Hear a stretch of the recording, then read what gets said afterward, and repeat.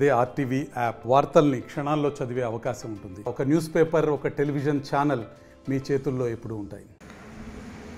గత టీఆర్ఎస్ ప్రభుత్వం ఎంతో ప్రతిష్టాత్మకంగా తీసుకొచ్చినటువంటి దళిత బంధు పథకాన్ని మొదటి విడతలో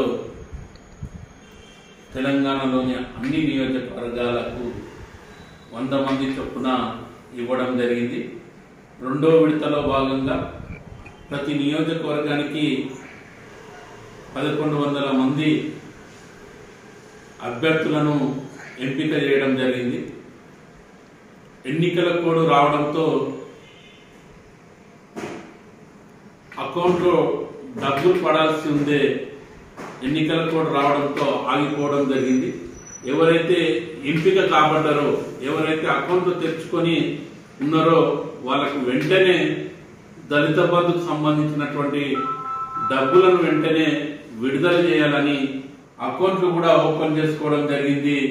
వాళ్ళందరినీ ఫైనలైజ్ చేసి జిల్లా కలెక్టర్కు కూడా లెటర్లు గత ప్రభుత్వం ఎంపిక చేసి పంపించడం జరిగింది. కానీ ఇప్పటి వరకు ఈ ప్రభుత్వం 2 నెలలు గడుస్తున్నప్పటికీ కూడా ఆ రోజు ఎన్నికల ముందు ఖచ్చితంగా దళిత బంధు పథకాన్ని అమలు చేస్తాం, వారు 10 లక్షలు దళిత బంధు పథకం కింద ఇస్తా ఉన్నారు, మేము 12 లక్షలు ఇస్తామని చెప్పారు. కానీ ఈ రోజు 2 నెలలు గడుస్తున్నప్పటికీ కూడా ఇప్పటి వరకు కూడా కనీసం దళిత బంధు పథకం గురించి కనీసం ఎక్కడ కూడా మాట్లాడిన సందర్భం కానీ కనబడతలేదు. దీన్ని మేము తీవ్రంగా వ్యతిరేకిస్తా ఉన్నాం. ఖచ్చితంగా దళితుల యొక్క అభివృద్ధిని ఆకాంక్షిస్తే దళితుల యొక్క అభివృద్ధి లక్ష్యంగా మేము పనిచేస్తామని ఆనాడు ఎన్నికల ముందు చెప్పి అధికారంలోకి వచ్చినటువంటి కాంగ్రెస్ పార్టీ ఈ రోజు నిమ్మకు నీరెక్కనట్టు వివరిస్తున్న తీరుని మేము తీవ్రంగా వ్యతిరేకిస్తా ఉన్నాం.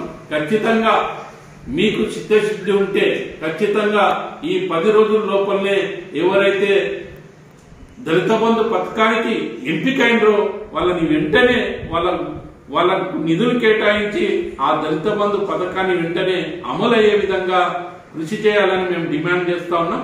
లేని పక్షంగా ఖచ్చితంగా తెలంగాణ మాలమాన ఆధ్వర్యంలో జిల్లా కలెక్టర్ కార్యాలయాలని, అదేవిధంగా ఎమ్మెల్యే క్యాంప్ ఆఫీస్ కార్యాలయాన్ని ముట్టడిస్తామని కూడా ఈ సందర్భంగా హెచ్చరిస్తా ఉన్నాం.